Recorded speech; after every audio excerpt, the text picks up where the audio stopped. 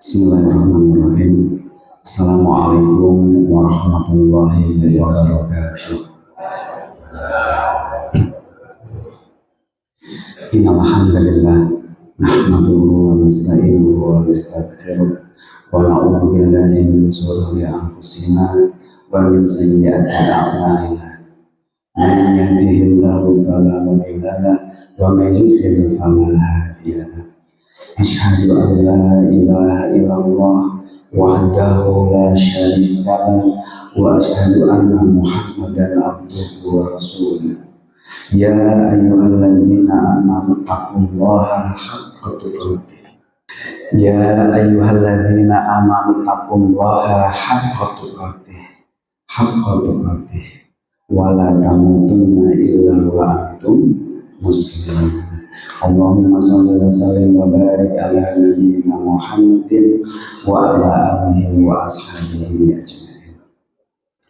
Ma'asyiral muslimin, para jemaah, Bapak, Ibu, saudara-saudari semuanya, juga Mbah Kom, Mbak Uti yang pagi hari ini Allah paling kemudahan sehingga saya terawuh di majelis ilmu ba'da subuh seperti ini.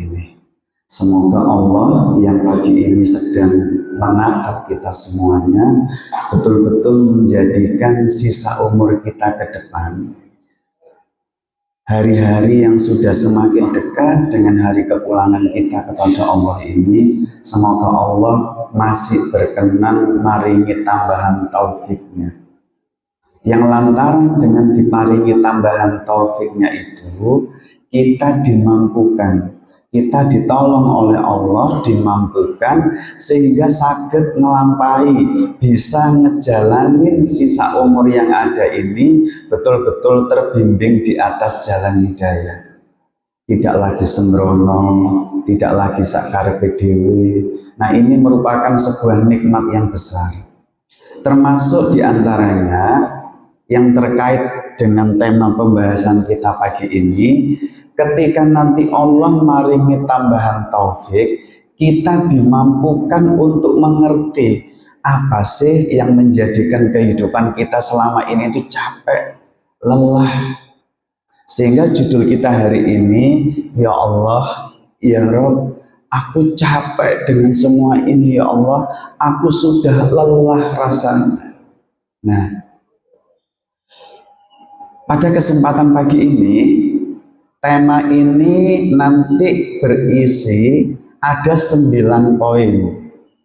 Yang 9 poin ini merupakan rating tertinggi, peringkat tertinggi yang membuat kehidupan kita dalam rumah tangga kita, dengan pasangan kah, dengan anak-anak, dengan penyakit yang ada, dengan kondisi ekonomi yang sulit, yang tidak segera bangkit, kita tuh sampai di fase, ya Allah aku capek, aku lelah dengan semua ini.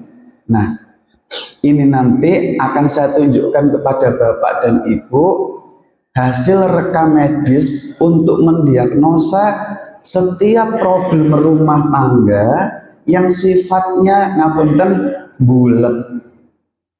Artinya bagi Bapak atau Ibu yang hari ini masih diuji drama-drama kehidupan yang bikin capek. Artinya ngeten, ya Allah Ustadz, aku tuh pawegel wisan.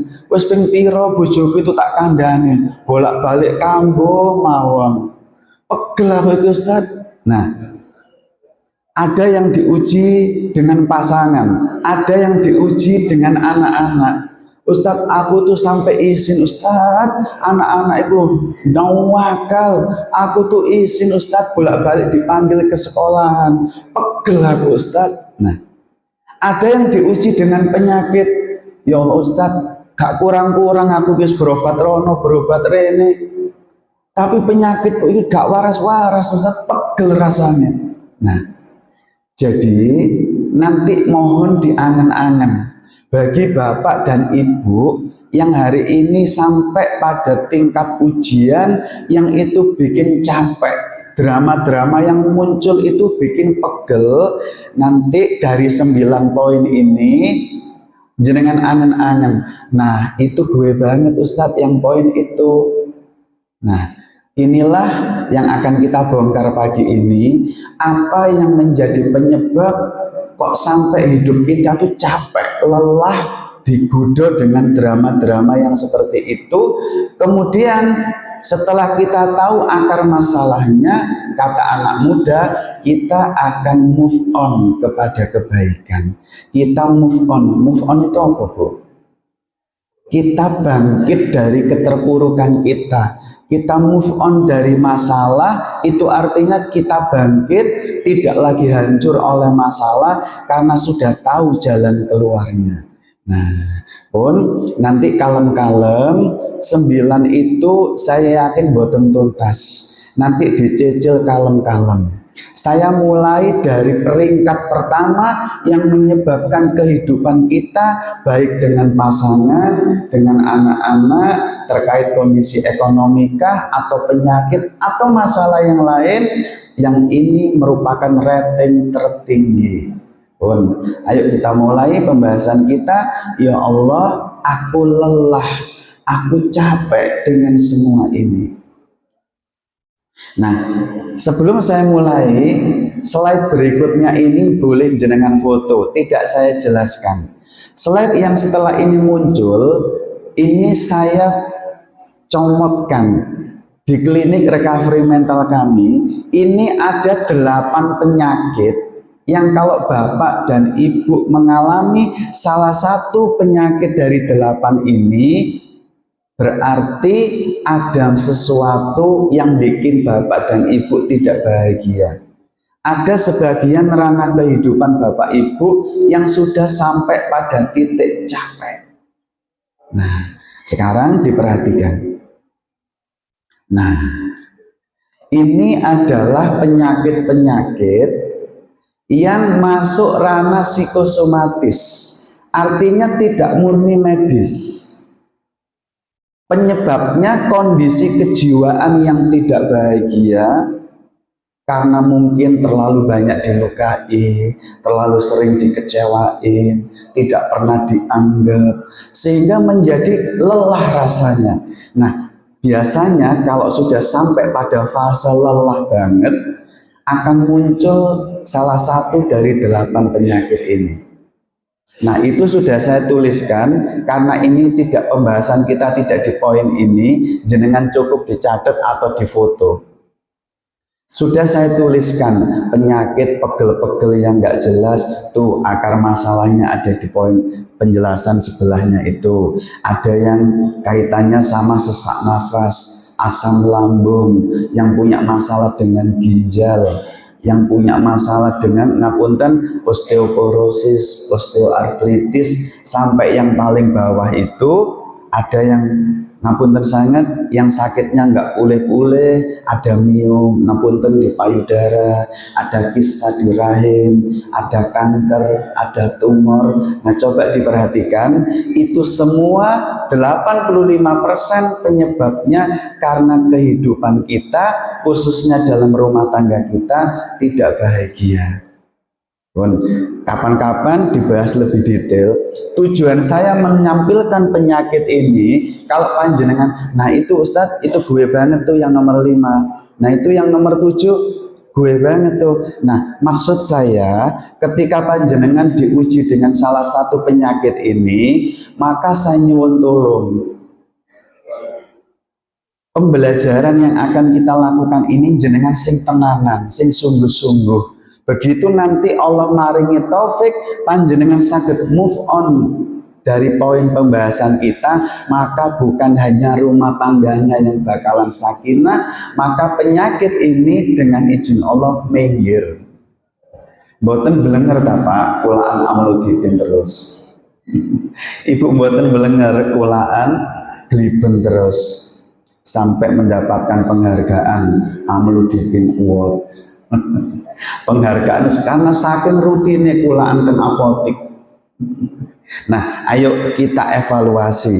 Kalau memang ini ada dalam kehidupan kita, ayo kita angen-angen. Jangan-jangan.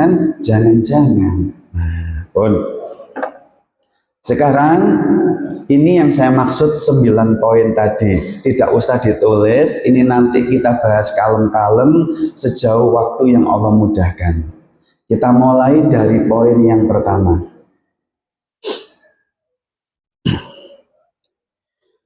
Untuk pembahasan awal, saya mohon izin menyampaikan sedikit teorinya dulu. Setelah itu saya akan tunjukkan praktek keseharian kita terkait poin ini. Nah, kita mulai pembahasan kita. Ketika kita menginginkan kehidupan yang bahagia, setiap bapak, ibu, termasuk saya, apapun definisi kebahagiaan itu, yang jelas kita semuanya. Oh, layarnya dibesarkan.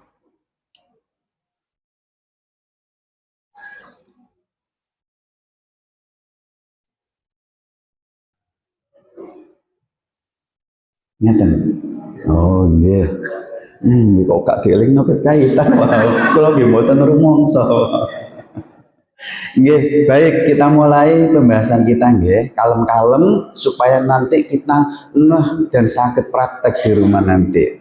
Yang pertama, setiap kita pasti kepingin kehidupannya itu sampai pada tingkatan bahagia, di rumah tangganya sakinah, anak-anaknya manut, kehidupan sehat, dia lumrahe watu pilek ngeten mawon, tidak sampai diuji penyakit-penyakit yang seperti tadi.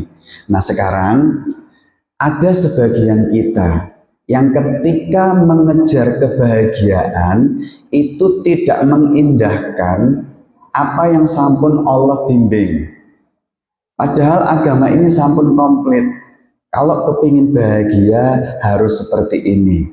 Nah, ternyata ada sebagian kita yang ketika mengejar kebahagiaan itu tidak mengindahkan rambu-rambu yang sampun Allah berikan. Nah, sekarang ayo kita tengok sebentar teorinya. Nanti Bapak Ibu ketika sampai di rumah, monggo dipirsani Al-Qur'annya. Ada di dalam Al-Qur'an surat An-Nahl, yaitu surat yang ke-16 di ayat yang ke-97.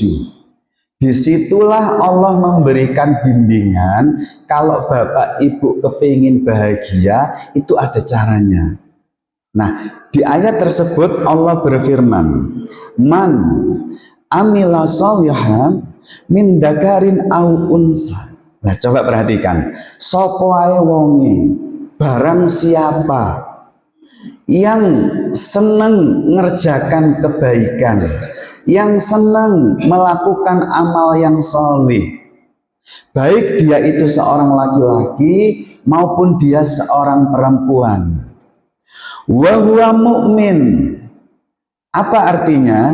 Yaitu ketika melakukan kebaikan itu wa huwa mu'min, dalam keadaan beriman atau disertai keimanan, maka apa yang akan Allah hadiahkan? Falanuhyiyannahu hayatan thayyibah. Maka sungguh kata Allah, untuk orang-orang yang seperti itu tadi, Allah akan memberikan kepadanya hayatan thayyibah, kehidupan yang baik, kehidupan yang bahagia. Nah, coba perhatikan, kalem-kalem. Kalau kita sungguh-sungguh kepingin kehidupan kita itu dikaringi Allah kehidupan yang baik, kehidupan yang bahagia, Allah memberikan 2 syarat. 1, ikhlaskan diri Bapak Ibu untuk menjadi orang yang senang melakukan kebaikan. Apakah cukup seperti itu? Boten. Yang kedua, saat Bapak dan Ibu melakukan kebaikan harus dalam keadaan beriman, disertai keimanan. Nah, sekarang supaya boten gagal paham, ayo kita lihat tafsirnya. Saya bawakan salah satu tafsir, yaitu tafsir As-Sa'di ketika memberikan tafsiran ayat tersebut. Coba diperhatikan. Di dalam tafsir As-Sa'di tersebut dijelaskan, sesungguhnya keberadaan iman itu menjadi syarat sah diterimanya sebuah amal kebaikan. Saya ulangi, sesungguhnya keberadaan iman itu menjadi syarat sah diterimanya amal kebaikan. Bahkan, coba diperhatikan, bahkan tidak bisa disebut sebagai amal yang solih, tidak bisa disebut sebagai kebaikan, kapan? Ketika itu dilakukan tidak disertai dengan keimanan. Nah, pun kalem-kalem dicatat atau diingat-ingat, oh ternyata seperti itu ya. Kalau aku kepingin kehidupanku di sisa umur ini diparingi Allah kebahagiaan, maka aku harus mengupayakan dua hal. Aku harus mengikhlaskan diriku menjadi orang yang senang berbuat kebaikan, tapi itu nggak cukup, harus disertai keimanan. Nah, dari sinilah kita mendapatkan rahasianya. Ada sebagian kita yang ngomong begini ketika datang ke klinik kami itu dalam rangka diagnosa. Ustadz, aku itu kurang opo sih Ustadz, aku itu kurang opo. Aku itu tak ewangi mari subuhan iku yo nang melijo wis tak ewangi masak tak siap nih engko arek-arek sinau yo tak kancani umbah-umbah setrika kuwabe tak lakoni Ustaz, kurang opo aku iki Ustaz, tapi kok rumah tanggaku Ustaz, pasanganku tuh nggodho ae, anak-anakku tuh nuwakal Ustaz, loro atiku Ustaz, jarene nek wis melakukan kebaikan bakalan rumah tanggane bahagia, tapi pegel aku Ustaz. Nah, pun diangen-angen sebentar, kira-kira apa yang kurang, Bu? Pak? Kenapa Ibu sudah berlelah letih, Bapak sampun berlelah letih melakukan banyak kebaikan untuk rumah tangganya, tapi kenapa tidak kunjung datang tuh kebahagiaan? Malah digoda pasangan terus, digoda anak terus, digoda penyakit, ekonomi dan lain-lain. Apa yang kurang berarti? Kebaikannya sampun tercurah, kok belum diparingi hayatan thayyibah. Apa yang kurang? Nah, kebaikan itu kita lakukan tidak disertai keimanan. Maka kebaikan yang seperti itu tidak terpotret oleh Allah, tidak dipandang Allah sebagai kebaikan. Makanya dereng dikaruniai hayatan thayyibah atau kehidupan yang baik. Pun sekarang ketika kita sudah paham, oh seperti itu ya cara mencari kebahagiaan. Sekarang orang yang paham seperti itu harusnya membuahkan gaya hidup atau lifestyle, gaya hidup keseharian. Nah, bagaimana gaya hidupnya? Nanti panjenengan pirsani ada di dalam Al-Quran surat Al-Kahfi. Ada di dalam Al-Quran surat Al-Kahfi, yaitu surat yang ke-18 di ayat yang paling akhir, yaitu ayat yang ke-110. Coba kita lihat di sana gimana nih gaya hidupnya orang yang sampun paham cara mengejar kebahagiaan. Di ayat tersebut Allah berfirman seperti ini. Faman kana yarju liqa'a rabbih. Perhatikan, fal ya'mal amalan sholihan wa la yusyrik bi ibadati rabbih ahada. Nah, coba perhatikan, kalau diterjemahkan secara bebas maknanya begini. Sopo ae wonge, barang siapa di antara bapak dan ibu, Mbah Kung dan Mbah Uti, yang hatinya betul-betul jujur, the big dream, impian terbesarnya adalah, Ustadz aku tuh pengen banget Ustadz, suatu saat kapanpun itu, ketika malaikat maut menjemputku, aku tuh pengen banget Ustadz, saat ketemu dengan Allah, aku kepingin banget Allah sampun ridho dengan semua lelah letihku Ustadz. Aku kepingin saat ketemu nanti Allah betul-betul sayang sama aku Ustadz, sudah ngampuni semua khilafku. Nah perhatikan, Kata Allah, kalau lu memang jujur, itu yang menjadi the big dream, impian terbesarmu. Perhatikan, satu, Allah maringi syarat, hendaknya engkau menjadi orang yang senang mengerjakan kebaikan. Itu syarat pertama. Yang kedua, diperhatikan, Allah memberikan wanti-wanti yang sangat tegas. Apa itu? Tapi ingat Mbah Kom, Mbah Uti, jangan pernah engkau mempersekutukan Allah dengan seseorang di atas kebaikan yang kau lakukan itu. Nah, pun saya ulangi, jika Bapak Ibu di sisa umur ini betul-betul jujur, betul-betul kepingin banget suatu saat ketika kembali pulang menghadap Allah, Allah sampun ridho dengan semua lelah letih kita, maka Allah maringi syarat dua. Satu, keseharian kita harus bisa menjadi orang sing senang melakukan kebaikan, tapi ingat Allah mewanti-wanti, jangan pernah engkau mempersekutukan Allah, jangan pernah engkau berbuat syirik di atas kebaikan yang kau lakukan tadi.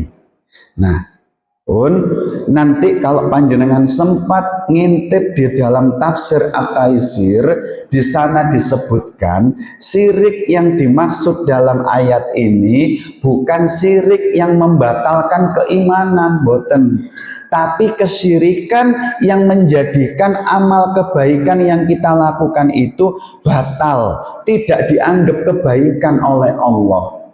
Karena dilakukannya tidak disertai keimanan, malah disertai kesyirikan.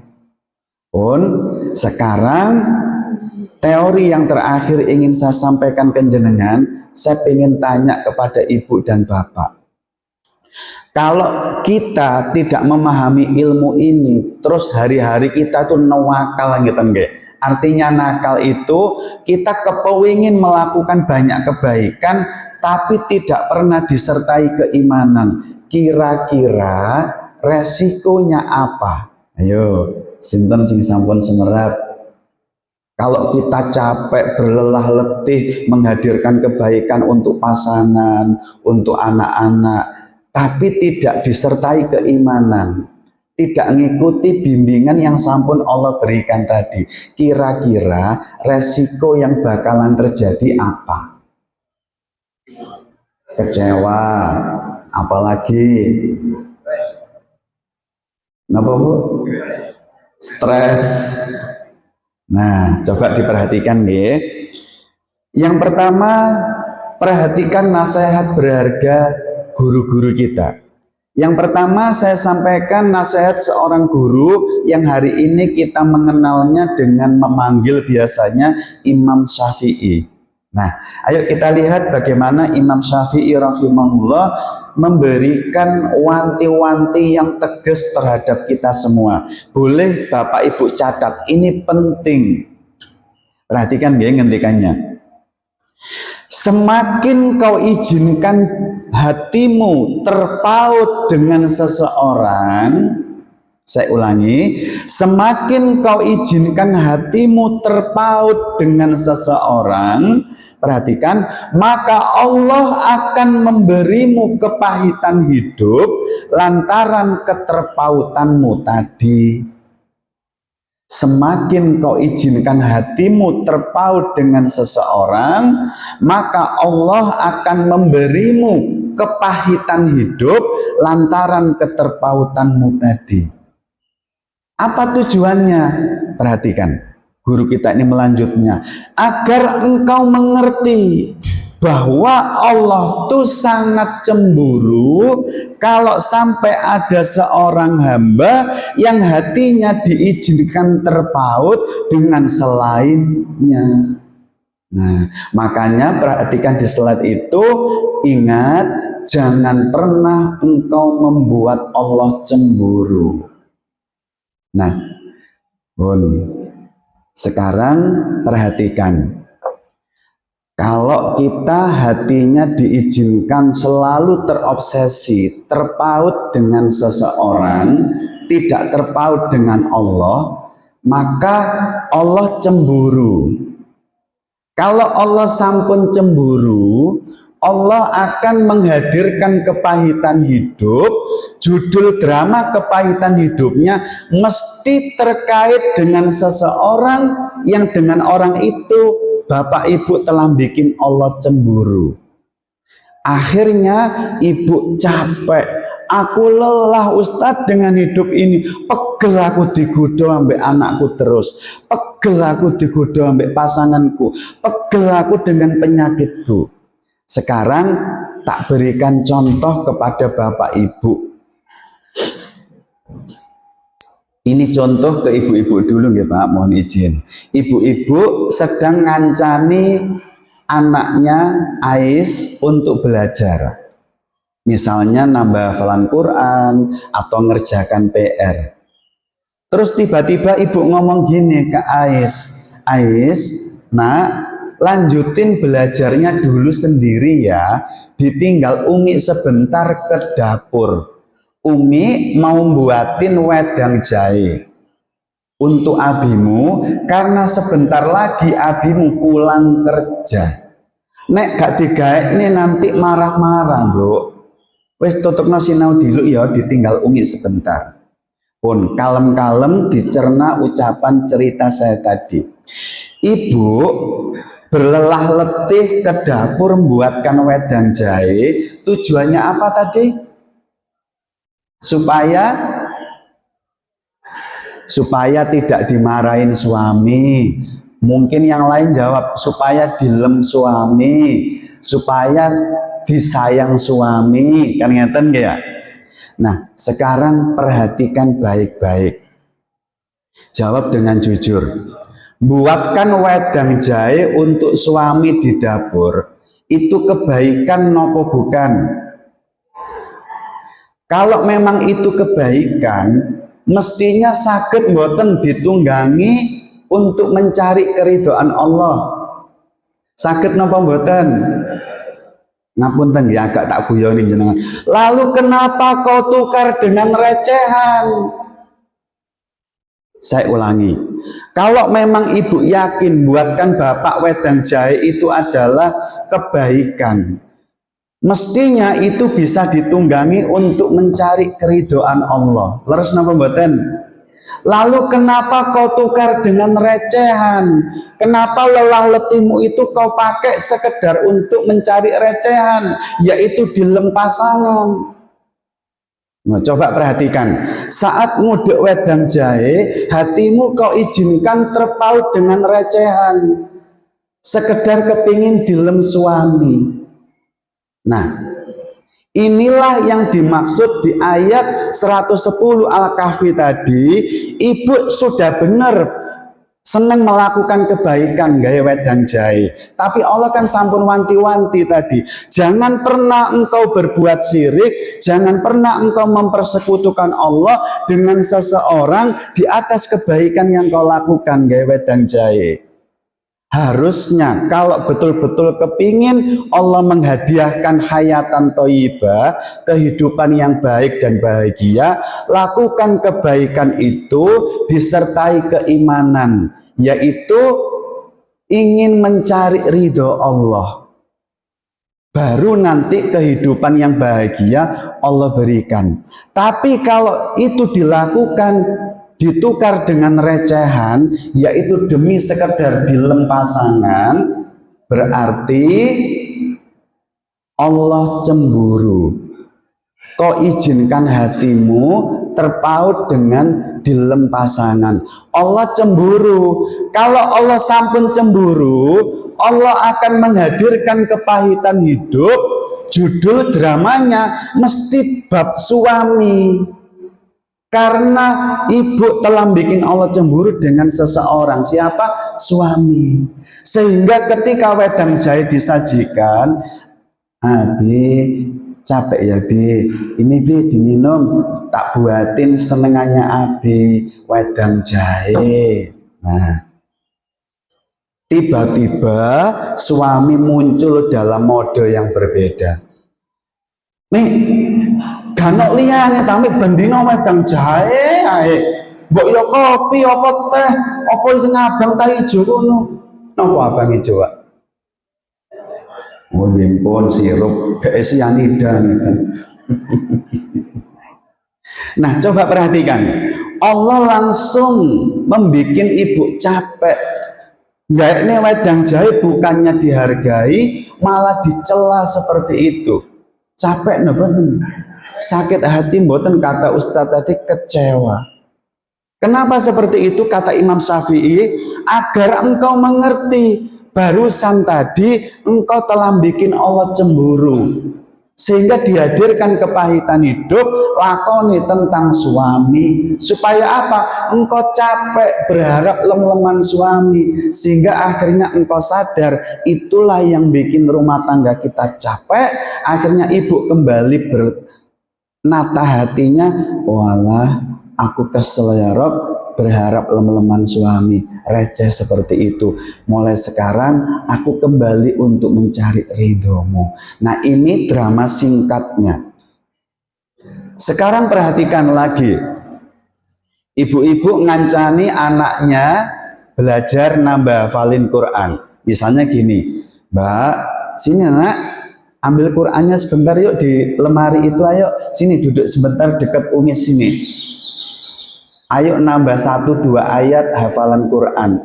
Enggak Umi, aku capek, aku pengen mainan. Udah talana, mainannya kan bisa nanti. Ayo sini sebentar diambil Qurannya, ayo duduk dekat Umi sini. Enggak Umi, aku capek. Kira-kira nek pun 2 kali dibantang itu niku, apa yang ibu lakukan? Nah, perhatikan. Mbak, ini tanya sebentar. Sini, kalau kamu nggak percaya, pingin lihat sendiri, lihat sini. Umi ngambil buku penghubungnya. Lihat entahlah, Umi itu malu nak, malu. Tiap hari di buku penghubung ini ditulisi ustadamu. Bunda, mohon kerjasamanya. Mbak Ais, hafalan Qurannya tertinggal sama teman-teman. Mohon didampingi ya Bunda di rumah. Lihatan ini loh, tiap hari ustadamu nulis gini. Malu tahu ndak Umi ini? Ayo sini, awas nanti nakal tak cedoti sini kamu. Nah, sekarang jawab dengan jujur. Dampingi anak nambah hafalan Al-Quran itu kebaikan nopo bukan? Kalau memang itu kebaikan, harusnya bisa mboten ngajari anak Al-Quran tadi ditunggangi untuk mencari keridhaan Allah. Bisa. Lalu kenapa kau tukar dengan recehan, hanya kepingin dilem ustadzanya anak-anak? Kenapa tiap hari kita nawakal seperti itu? Setiap kali nyapu demi dilem pasangan, nanti setrika biar suami tambah sayang, bapak jualan pentol biar disayang istri. Kenapa terus dibikin receh begitu?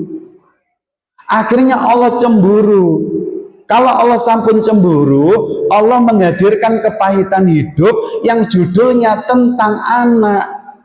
Karena selama ini kau bikin Allah cemburu dengan anak. Sehingga Ustadz, aku tuh pegel Ustadz. Dulu itu anakku ya Allah, nek dituturi manut, nek sinau tuh Ustadz rajin, nek sekolah niku prestasi. Sakniki Ustadz pegel kula niku, nek dituturi banggel, wani, gak tau gatekne, nek sinau males, sekolah niku golek molo mawon pegel kula Ustadz. Oh, pun semerap penyebabnya. Dulu ketika anak pinter dibangga-banggakan di depan mertua. Kalau di majelis taklim gini, jeng anak itu ya Allah, aku ini kerung jari ini oleh juara siji maneh lomba ini. Iya jeng, aku itu gak kurang-kurang nek nyinaoni mari subuh tak sinaoni, malu mulai sekolah tak les nih, mutu tak omah tak dampingi hafalan Quran. Dibangga-banggakan, hatinya diizinkan tertaut dengan anak.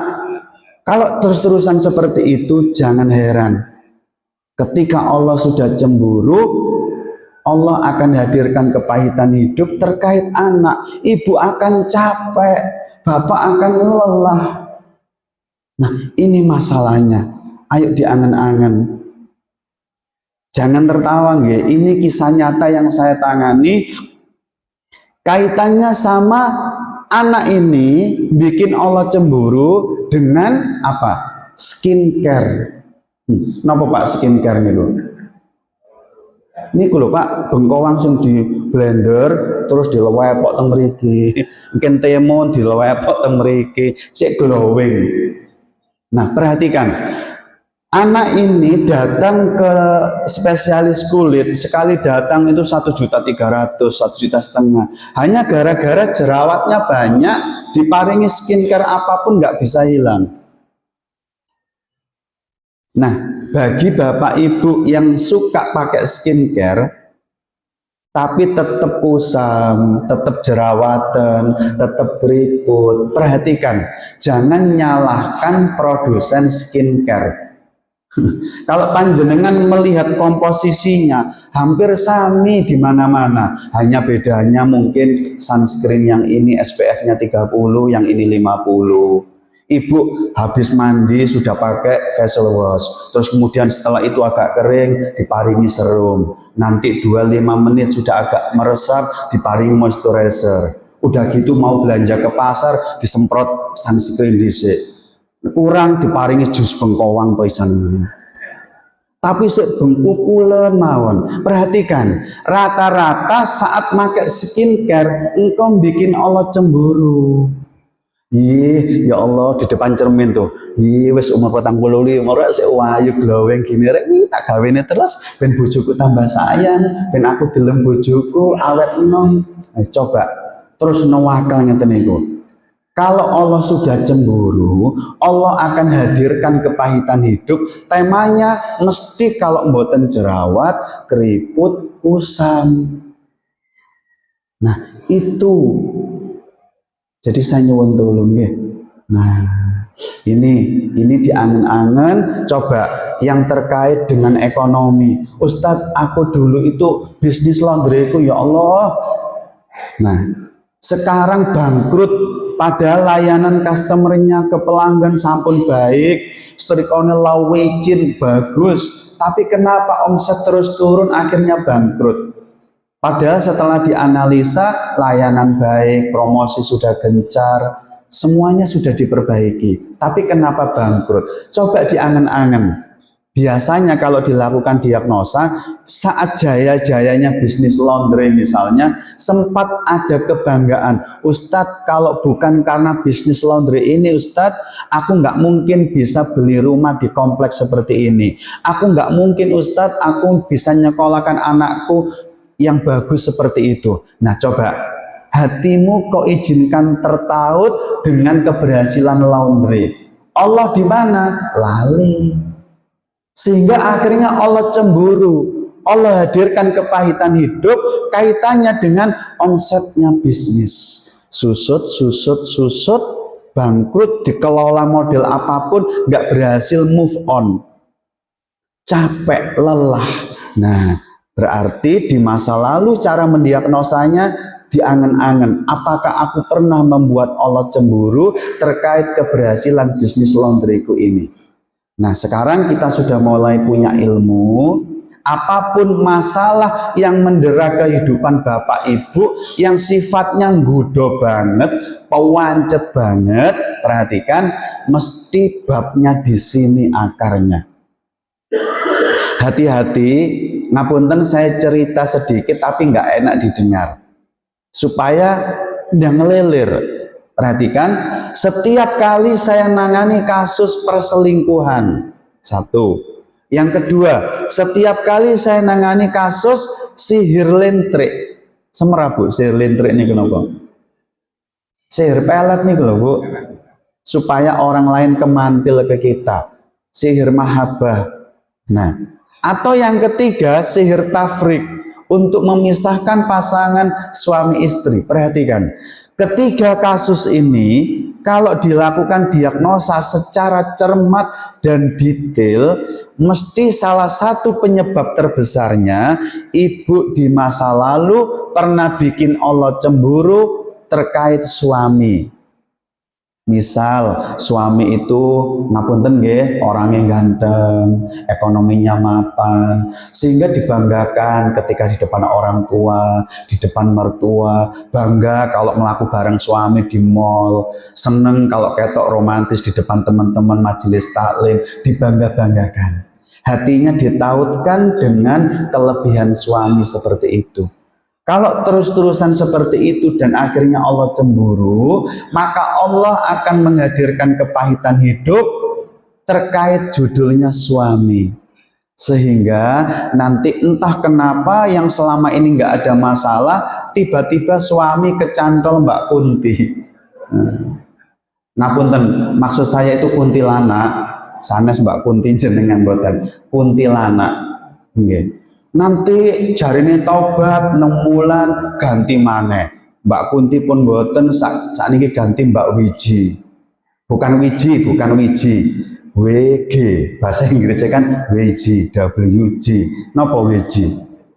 WW gombel. Nek mboten cantol kuntilanak, tobat benjing kecantol WW gombel. Nah, perhatikan, saya betul-betul takjub akan kebesaran Allah. Setiap seorang istri taubat di masa lalu pernah mengizinkan hatinya tertaut berlebihan ke suami sampai bikin Allah cemburu. Kemudian bertobat, Masya Allah, batalkan buhul sihirnya. Mudah banget Bu ketika kami meruqyah itu. Karena itu yang menjadi akar masalahnya dulu. Nah, ayo hati-hati, diangen-angen. Kalau punya masalah sing bulet, budo sampai pegel, rating tertinggi penyebabnya tuh di sini. Ya, hati-hati. Nah, sekarang saya nyampaikan poin ini bukan poin tersendiri. Ini masih terkait poin yang pertama tadi. Tapi saya nyuwun tolong nggih, poin ini nanti setelah Bapak dan Ibu paham, saya nyuwun tolong disampaikan ke anak atau cucunya Mbah Kung Bauti yang sekarang usianya sampun dewasa mau masuk ranah rumah tangga. Saya nyuwun tolong ini disampaikan betul. Agar apa? Agar anak cucu kita ketika mulai start membangun rumah tangganya tidak sembrono sebagaimana kita dulu membangun rumah tangga.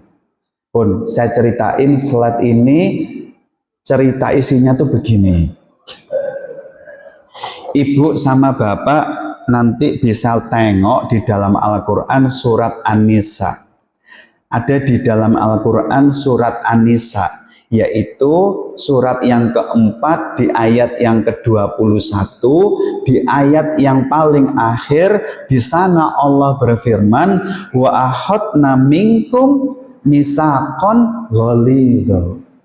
Nah, Bapak Ibu pernah dengar misaqon ghalidho napa dereng? Tak ceritain dikit ya. Di sana itu di ayat tadi Allah itu berfirman, dan mereka yaitu pasangan-pasanganmu itu di masa lalu pernah mengambil dari kalian sebuah misaqon ghalidho, yaitu perjanjian sakral yang teramat sangat kuat, yang tidak boleh dianggap sepele dan tidak boleh dilakoni dengan asal-asalan. Pun maknanya kurang lebih begini. Saya bahasakan dengan bahasa yang mudah. 10 tahun yang lalu, 20 tahun yang lalu, bahkan ada di antara Mbah Kung dan Bauti yang sudah 40 tahun yang lalu. Apa yang terjadi 10, 20 atau 40 tahun yang lalu? Saat itu, Bu, ada bocah ganteng imut datang ke rumah jenengan. Pingin ketemu sama ayah jenengan. Saat ketemu ayah jenengan, bocah ganteng dan imut itu ngomong ngeten, Pak, ngapunten, mohon maaf, kedatangan saya hari ini kepingin banget melamar putri Bapak. Loh, sing sopo? Anakku anak 10 loh, misalnya ngeten. Nggih monggo Pak, sing pundi sing stoke wonten kan ngeten. Akhirnya sik yo entenono tak takokne anakku dhisik. Nduk, delok entalan nduk njaba iku lho, ana wong imut ganteng kepingin ngelamar awakmu. Diterima ta, Nduk? Sapa ya? Dibuka cendelone. Oh iya ya, nggo ganteng imut ya.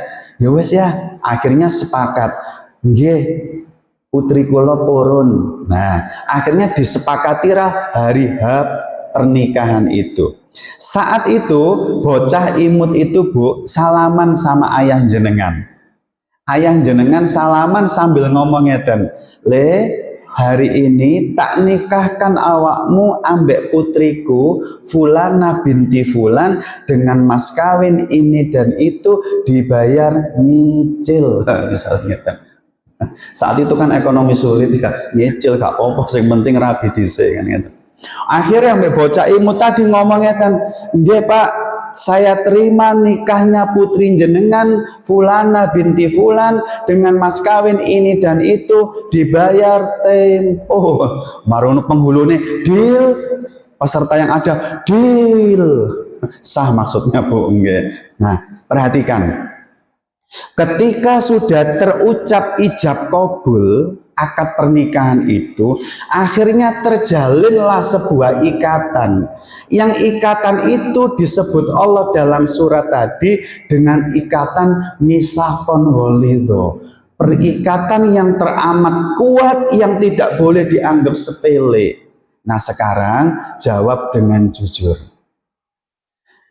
Apa masuk akal gitu loh, kadang-kadang kita itu mikir hanya sekedar ucapan saya nikahkan terus dijawab nggih saya terima nikahnya. Hanya dengan ucapan itu akhirnya terjalin ikatan yang namanya misakon ghalidho. Terus yang tadinya ngelirik mawon boten pareng sekarang bukan hanya dilirik, dipandang, dibelai, disayang, apapun jadi halal. Rasanya itu angel dinalar. Mosok sekedar ucapan munut tok langsung yang tadinya haram dibolehkan semua. Kira-kira hikmahnya apa Bapak Ibu? Ayo dijawab yang jujur. Mosok iya sih cuma ngomong munut tok langsung ngerubah yang dadine haram jadi halal kabeh. Apa hikmahnya? Ini yang saya nyuwun tolong disampaikan ke anak cucu kita yang mau masuk ranah pernikahan. Perhatikan. Kalau ada ucapan ijab kabul bocah imut sama bocah ayu 30 tahun yang lalu, itu artinya bocah imut dan bocah ayu masa lalu itu saling berjanji setia. Betul napa mboten? Bocah imut janji setia ke bocah ayu saat itu juga berjanji setia ke bocah imut. Betul napa mboten? Halo? Betul napa mboten? Nah, itulah masalah kita. Kenapa sampai 20 tahun rumah tangga, 30 tahun rumah tangga, belum juga Allah hadirkan sakinah? Karena memahaminya misakon ghalidho ini mboten tepat. Ijab kabul tadi itu bukan janji setia antara bocah imut sing ganteng kali bocah ayu yang duduk di sini. Salah, mboten. Ijab kabul akhirnya tercipta ikatan disebut misakon ghalidho itu artinya adalah 20 tahun yang lalu bapak ibu itu saling berjanji setia kepada Allah. Seakan-akan jenengan itu saat ijab kabul ngomong kepada Allah ngeten maknanya, "Ya Allah, saksikanlah hari ini aku berjanji setia kepadamu untuk menghabiskan sisa umurku, memberikan lelah letih, mencurahkan kebaikan untuk rumah tangga yang kubangun. Karena ini merupakan separuh dari agamaku. Aku melakukan ini untuk mencari ridhomu semata ya Rabb." Nah, itu makna ijab kabul yang terjadi 20 tahun yang lalu. Disebut misakon ghalidho karena jenengan mengucapkan janji setia itu langsung di hadapan Allah, disaksikan banyak malaikat dan disaksikan sebagian manusia. Nah, karena jenengan pun wani nekat mengutarakan janji setia, janji besarnya kepada Allah, maka Allah saat itu maringi hadiah besar. Apa hadiah besarnya? Yang tadinya dilirik mboten bareng, sakniki dibelai, disayang, dicubit, bahkan lebih dari itu jadi boleh. Hadiah besar itu nggak mungkin diberikan Allah untuk perkara sepele. Hadiah besar itu diberikan Allah karena Bapak Ibu 20 tahun yang lalu sudah berani nekat mengutarakan janji setianya kepada Allah. Nah, ini makna misakon golido yang saya nyuwun tolong diceritain ke anak cucunya. Sehingga maknanya ketika ibu nanti mau buatin wedang jahe untuk suami, di hati niku ngeten. Ya Allah, Engkau Maha Tahu. Hari ini tuh aku capek banget ya Rob. Ya nyuci, ya setrika, ya masak, aku capek ya Rob. Tapi tak sempatkan sejenak untuk buatkan wedang jahe untuk suamiku karena aku terlanjur berjanji kepadamu 20 tahun yang lalu. Aku mencurahkan kebaikan ini untuk mencari ridhomu. Nah, ini maknanya. Bapak juga demikian, mau habis ini berangkat ke alun-alun jualan pentol. Ya Allah, Engkau Maha Tahu, capek sebenarnya aku. Apa maneh asam uratku pas kambuh ya Allah, linu kabeh awakku ini sak kolesterole. Tapi tak sempatkan setengah hari ini untuk keliling jualan pentol ya Allah, karena aku sudah terlanjur berjanji setia kepadamu 20 tahun yang lalu. Aku janji kepada panjenengan ya Rob untuk mencurahkan kebaikan di rumah tanggaku demi mencari ridhomu. Apa tujuannya nanti? Perhatikan dampaknya. Ketika nanti ibu nyuguhkan wedang jahe, kok ternyata bapak itu ngapunten kayak tadi ngetuwu bros. Bu, aku iki wis pegel nyambut gawe, Bu. Tak ewangi dodolan pentol esuk sampai sore, kadang sampai bengi golekno duit kanggo sampean. Sampean iku gaekne wedane gak genah. Encep ono ta lah, mbok kei opo iki mau? Ternyata ibu keliru maringi uyah. Akhirnya bapak kumat ngeten niku nggih ya. Nah, ketika ibu mendapati suaminya memunculkan drama toksik, hati ibu cuma ngeten tok.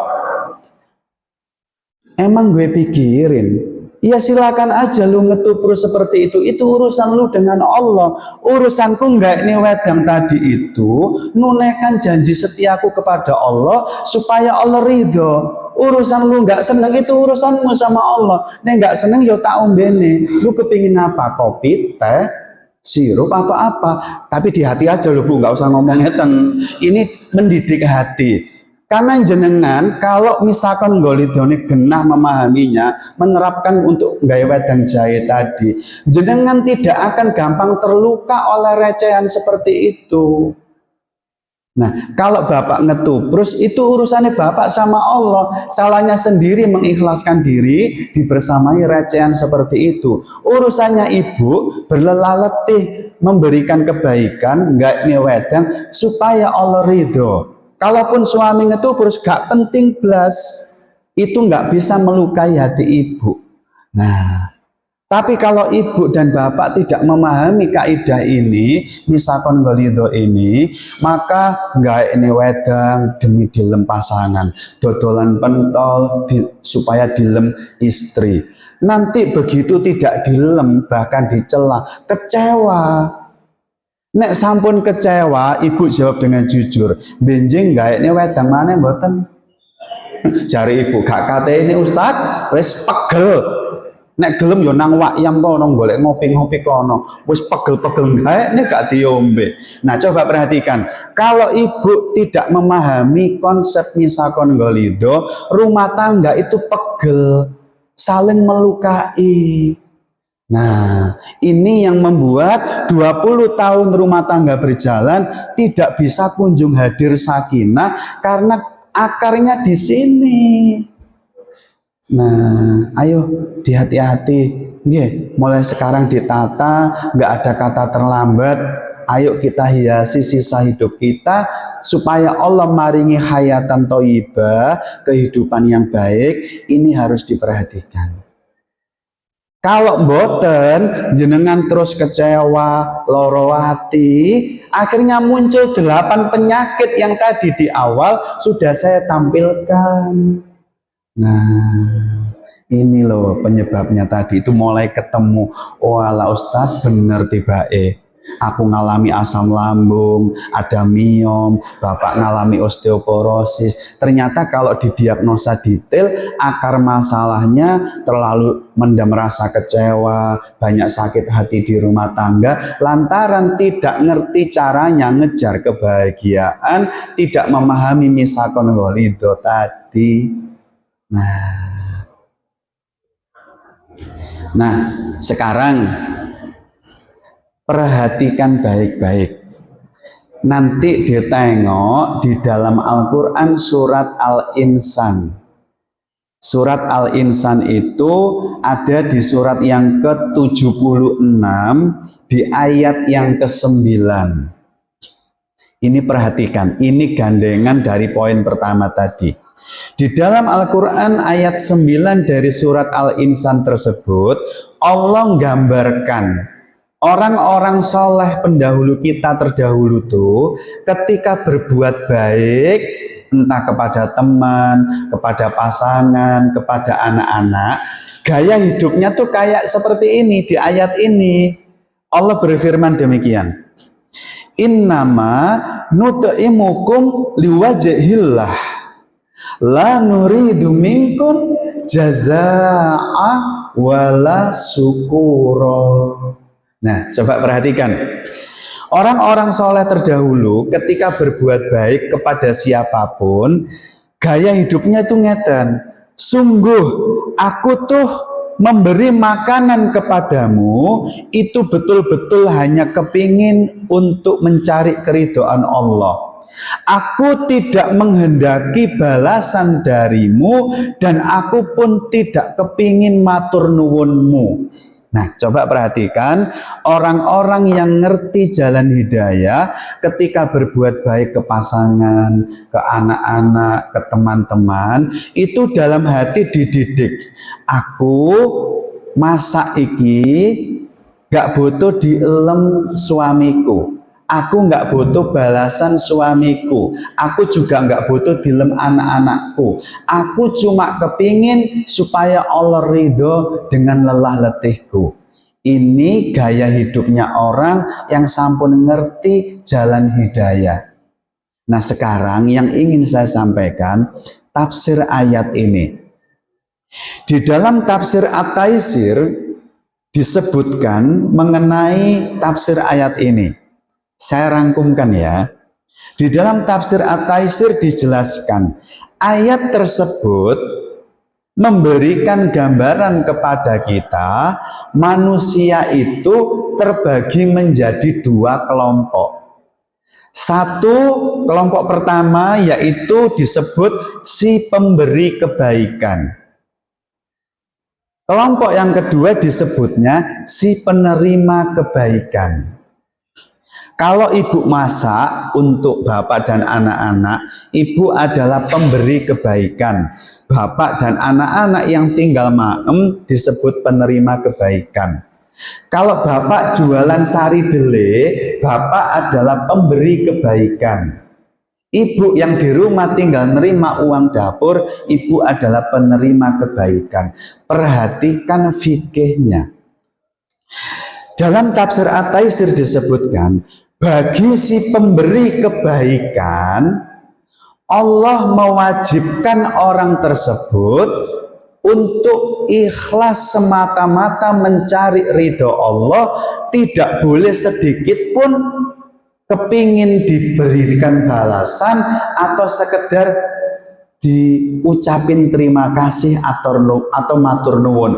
Tidak boleh sedikit pun hatinya condong ke situ. Pun sekarang jawab dengan jujur, kersane mboten salah paham kepada Allah. Kenapa Allah terkesan kereng, terkesan tegas? Kalau lu mau berlelah letih berbuat kebaikan, Allah tutup semua pintu. tidak boleh nyuwun dibales, tidak boleh nyuwun diterima kasih. Satu-satunya yang boleh hadir dalam hati kita, aku hanya kepingin diridhoi Allah. Apa tujuannya Allah ngatur seperti ini? Ayo, apa tujuannya? Perhatikan. Tujuan terbesarnya Allah memberikan aturan seperti ini karena Allah sayang banget kepada Mbah Kung dan Mbah Uti. Allah sayang banget kepada bapak dan ibu. Kenapa?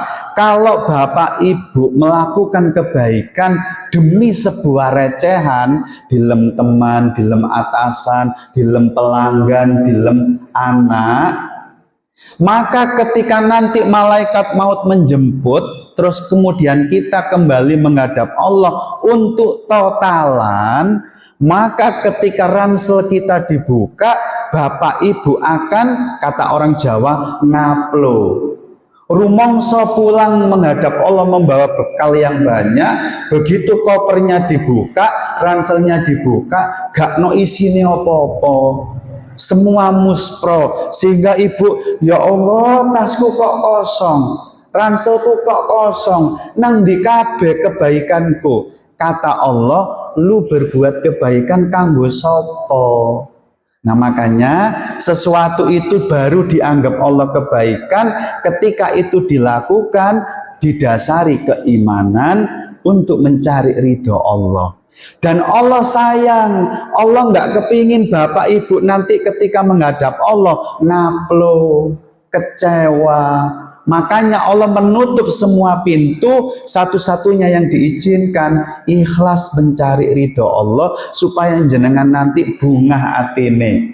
Gaya sambel masuk ransel, nyapu masuk ransel, ngancani anak belajar masuk ransel. Semua lelah letih jadi bekal pulang menghadap Allah. Allah kepingin jenengan nanti itu kayak gitu. Makanya ini bentuk sayangnya Allah. Yang kedua, fikih bagi si penerima kebaikan. Allah dan Rasulnya mewajibkan si penerima kebaikan untuk ngucapin matur nuwun kepada si pemberi kebaikan. Nah, inilah indahnya agama ini. Panjenengan disuwun Allah fokus, lelah letihnya hanya mencari ridho Allah. Lalu siapa Ustadz yang ngisi tangki cintaku? Allah sampun maringi mekanisme yang indah. Orang-orang yang menerima kebaikan jenengan diwajibkan syariat ini untuk ngisi tangki cinta jenengan dalam bentuk ngucapin matur nuwun. Nah, indah banget agama ini. Ketika Rasulullah mengingatkan kita, la yaskurullaha man la yaskurun nas. Seseorang itu tidak dianggap saged bersyukur kepada Allah kapan? Ketika ia tidak bisa matur nuwun kepada menungso sing menghadirkan kebaikan. Nah, ini yang saya maksudkan. Saya nyuwun tolong banget. Selain kita sama-sama belajar, ayo sama-sama berbenah, jangan lagi bikin Allah cemburu. Yang kedua, amalkan hadis ini supaya tangki cinta pasangan, tangki cinta anak-anak itu mboten kosong. Ketika nanti lihat anak-anak nyapu teras, langsung amalkan hadis ini. Jangan cuma, "Nduk, sampeyan niku nek ngewangi ibu nyapu, ojo ngedu mulai ngono pondok, sampean ku sing ikhlas ta nek nyapu." Nah, ibu sama bapak jangan hanya menuntut Ais untuk ikhlas nyapu tanpa mengisi tangki cintanya.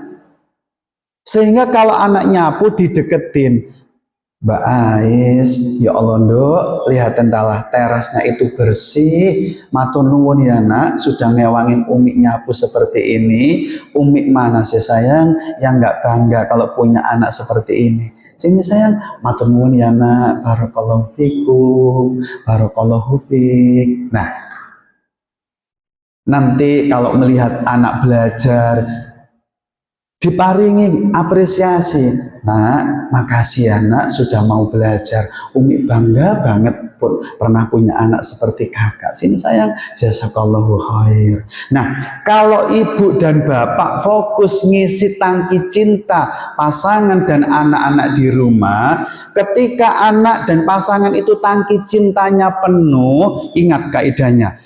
Kalau tangki cintanya penuh, seseorang sudah tidak butuh lagi validasi receh dari orang lain. Kalau suami berangkat ke kantor, tangki cintanya sudah penuh, maka suami saat kerja di kantor saged fokus ikhlas untuk mencari ridho Allah, gak butuh validasi atasan, gak butuh dinilai atasan, gak butuh diakui atasan, gak butuh dilem kancane. Kenapa? Hidupnya sudah cukup bahagia, sudah diisi tangki cintanya oleh pasangan dan anak-anak di rumah.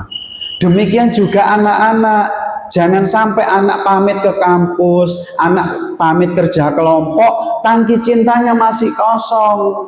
Pasti nanti minta dilem pacar, minta dilem teman, minta dilem dosen. Receh semua. Tapi kalau anak setiap kebaikannya selalu dihargain, diucapin terima kasih, hidupnya sudah cukup bahagia, dia mboten butuh blas dinilai orang lain. Nah ini Bu, Pak, ayo mulai ditata, jangan lagi kita bikin Allah cemburu, belajar ikhlas supaya pasangan kita, anak-anak kita bisa fokus ikhlas dalam lelah letihnya. Ayo diisi tangki cintanya. Dulu masih ingat boten Ibu, salah satu cara paling ajaib ngisi tangki cintanya suami, lakukan ini dengan dosis 2 kali seminggu, tidak boleh lebih. Nanti lihat kalau ibu mengikuti aturan main ini, ibu akan melihat bocah imut akan kembali imut. Yang dulu imut, yang sekarang berubah jadi amit-amit. Kalau diterapkan ilmu ini, kembali ke fitrahnya imut lagi. Apa?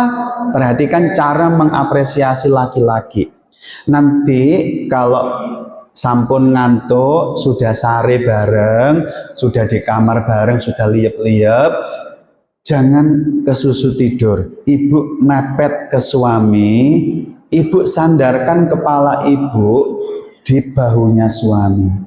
Ibu bersandar ngalem di pundaknya suami. Nanti kalau sudah ditaruh di situ, ibu ucapkan kalimat sederhana ini. Ini misalnya ibu itu biasa manggil suami itu Abi gitu, ngomongnya gini, Abi, terima kasih ya Bi sudah hadir dalam kehidupanku sama anak-anak. Abi itu berharga banget dalam kehidupanku. Aku nggak pernah kecewa, pernah punya suami seperti Abi. Makasih Abi, I love you so much, I love you. Nah, bisa, Pak. Sing pinten Pak seminggu ibu-ibu ngeten Pak? Lo 20 tahun itu dereng nate Pak. Nah, sembrono jenengan Bu. Perhatikan, kalau ibu tidak melakukan ini, catat ucapan saya, akan ada Mbak Kunti di luar sana yang akan melakukan. Lagi-lagi ini bukan Mbak Kunti sungguhan, ini kuntilanak yang diturunkan untuk ngudon jenengan. Di kantor Bu, Bapak itu sering mendapatkan pengisian tangki cinta kayak gitu. Rekan kerja ceweknya, ya Allah Pak, makasih ya Pak, kalau nggak Bapak bantu tadi, saya nggak bisa ngerjain ini sesuai deadline. Bapak tuh hebat, makasih ya Pak, makasih. Nah, di luar sana itu Bapak sering mendapatkan hal seperti itu. Nah, di rumah Ibu tidak pernah melakukan. Hati-hati. Laki-laki mana yang bisa bertahan sesoleh apapun dia, kalau tiap hari ditetir kayak ngeten itu mesti kelepek-kelepek akhirnya Bu. Akhirnya hati itu bergeser kepada Mbak Kunti. Makanya nanti di rumah diisi kalimat yang saya tadi contohkan itu sampun dirancang khusus. Syekh Dr. Karim Az-Zajili nyampaikan kalimat tadi cocok untuk sistem neurologi laki-laki. nanti ucapkan itu kepada suami dan anak laki-laki. Nanti kalau ke anak laki-laki bisa ngeten, nah ya Allah nak, matur nuwun ya sayang, engkau sudah hadir dalam kehidupannya Umi sama Abi. Umi itu bangga banget pernah punya Joko sepertimu nak, makasih ya sayang. Nah, anak laki-laki kalau seminggu 2 kali digituin, Masya Allah. Beberapa peserta School of Parenting yang ada di sekolah kami, itu kalau ibu nerapin seminggu 2 kali untuk bapak, biasanya seringkali 1, uang dapurnya nambah. Yang kedua, bapak tiba-tiba entah kenapa jadi lebih punya waktu untuk anak-anak.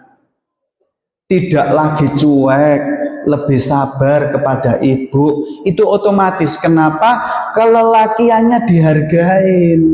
Kalau kelelakiannya dihargain, fitrah kelelakiannya muncul. Tanggung jawab, sayang, ngomong, perhatian ke anak-anak. Nah itu, coba perhatikan. Kembali kepada jalan hidayah, ibu akan terkejut nanti. Bapak pun akan terkejut dengan perubahan yang ada di rumah tangga kita. Nggih. Pun mungkin ini yang bisa kita sampaikan. Saged bertahan kalau enggak. Nopo pun kerenyang-kerenyang nih. Nek sampun cukup saya tutup. Nek misalnya tasik sanggup, saya sampaikan 1-5 menit. Tapi nek boten sanggup saya tutup. Nggih. Enake ndonga napa Bu nek kondisine ngeten iki Bu?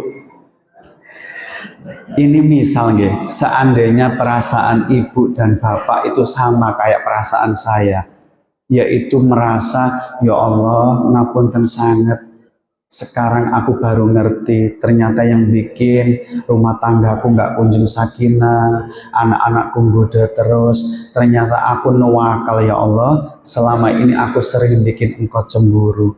Aku ingin taubat ya Rob di sisa umurku. Kalau perasaan jenengan seperti itu sama kayak saya, maka doanya pendek mawon. Yang paling cocok adalah doa yang pernah dilangitkan oleh ayahanda kita, yaitu Nabi Adam. Dulu Nabi Adam pernah nyesel, tidak mengindahkan ngendikane Allah sehingga akhirnya dihukum, kemudian sadar akan kesalahannya, taubatnya dengan doa ini sehingga Allah ngampuni ayahanda kita. Dan pagi ini sebelum kundur kita mengucapkan, melangitkan doa yang sama dengan harapan kita pun diampuni sebagaimana Nabi Adam. Alhamdulillahirabbil alamin. Allahumma sholli ala Muhammad wa ala alihi wa ashabihi ajma'in. Ya hayyu ya qayyum bi rahmatika astaghis. Ya hayyu ya qayyum bi rahmatika astaghis. Ya hayyu ya qayyum bi rahmatika astaghis. Rabbana dzalamna anfusana wa illam taghfir lana wa tarhamna lanakunanna minal khasirin. Rabbana dzalamna anfusana. Ya Allah, ya Rabb, selama ini kami telah menganiaya diri kami sendiri dengan banyak berbuat kesembronoan, dengan banyak berbuat recehan, sehingga kami sering membuat engkau cemburu ya Rabb. Lelah letih yang harusnya kami curahkan untuk mencari keridhaan-Mu selalu kami tukar dengan recehan, ingin dilem pasangan, dilem anak-anak, dilem teman, dilem pasangan dan juga atasan. Ngapunten sangat ya Allah jika kami sering mendolimi diri kami sendiri dengan keburukan seperti itu. Wa illam taghfir lana wa tarhamna, sekiranya engkau tidak mengampuni semua recehan yang telah kami lakukan, sekiranya engkau tidak menyayangi kami di sisa umur yang ada ini ya Allah, lanakunanna minal khasirin, niscaya kami akan termasuk orang-orang yang merugi.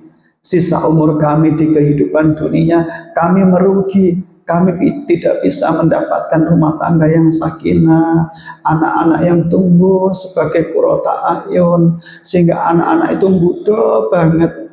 Kami pun punya penyakit yang tidak kunjung sembuh, dan kami pun akan merugi di akhirat karena kami terancam azab-Mu di neraka lantaran kami tidak pernah mengindahkan apa yang sudah Engkau bimbingkan ya Rabb. Rabbana atina fid dunya hasanah wa fil akhirati hasanah wa qina adzabannar.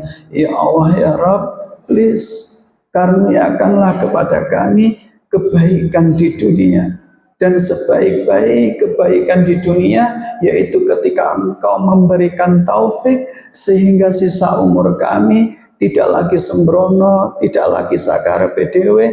Kau mampukan kami untuk jalani sisa umur yang ada betul-betul terbimbing di atas jalan hidayah-Mu. Dan karuniakanlah kami kebaikan akhirat, dan sebaik-baik kebaikan akhirat yaitu ketika Engkau menyelamatkan kami semua ini dari siksaan azab neraka-Mu.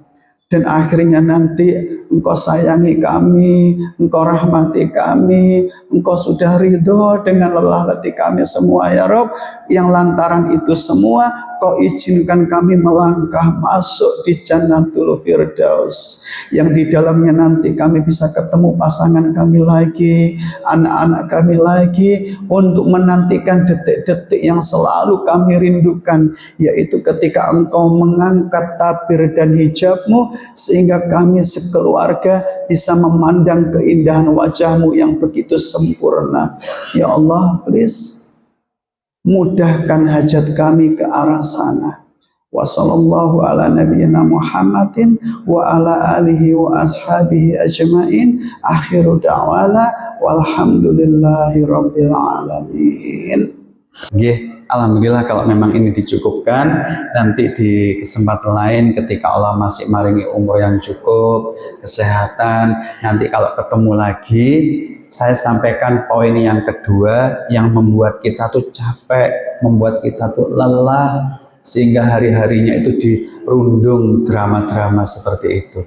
Nggih, demikian yang bisa kita sampaikan. Semoga kuntur dari sini Allah maringi tambahan taufik sehingga kita dimampukan untuk ngejalanin sisa umur. Satu, tidak lagi bikin Allah cemburu. Pastikan lelah letih Bapak dan Ibu hanya tercurah untuk nambah bekal supaya Allah ridho. Jangan ditukar dengan recehan apapun. Yang kedua, latihan kembali ke misakon golido. Yang ketiga, ayo latihan ngisi tangki cinta pasangan dan anak-anak kita agar mereka hidupnya bahagia, gak butuh dilem recehan di luar sana, sehingga rumah tangga kita menjadi sakinah. Kalau bahagia, kecewanya sudah gak ada, sakit hatinya sudah gak ada, 8 penyakit tadi seiring waktu cepat pulih. Nah, demikian subhanakallahumma wa bihamdika asyhadu an la ilaha illa anta astaghfiruka wa atubu ilaik. Assalamualaikum warahmatullahi wabarakatuh.